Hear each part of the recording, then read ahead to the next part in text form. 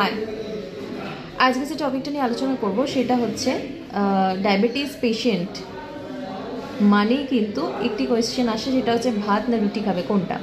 প্রথমেই বলি, ভাত বা রুটি যেটাই আপনি খান দুটোই কিন্তু কার্বোহাইড্রেট বেসড খাবার। তাই ভাত না খেয়ে রুটি খাওয়াটা একটি অত্যন্ত ভ্রান্ত ধারণা, অবৈজ্ঞানিক। এবং পুষ্টিগত দিক দিয়ে প্রথমেই একটি কথা বলি, সেটা হচ্ছে ভাত বা রুটির পুষ্টিগত মান অলমোস্ট সেম। তবে আটার মধ্যে অর্থাৎ রুটির মধ্যে ফাইবার কন্টেন্ট একটু বেশি থাকে কম্প্যারিজন টু দ্য চাল, মানে রাইসের তুলনায় অবশ্যই। তাই একবেলা ভাত এবং একবেলা রুটি আপনি খেতেই পারেন। তবে কেউ যদি দুবেলা ভাত খেতে চাইছেন সেটাও আপনি খেতে পারেন, কিন্তু একজন ভালো ডায়েটিশিয়ানের কাছে আপনার প্রত্যেক দিন কতটা পরিমাণ কার্বোহাইড্রেট দরকার সেটা জেনে আপনি সেই পরিমাণগত যাতে মাত্রা ক্রস না করে সেটার দিকে লক্ষ্য রেখে আপনি দুবেলাও ভাত খেতে পারেন। So eat healthy to stay healthy. Thank you.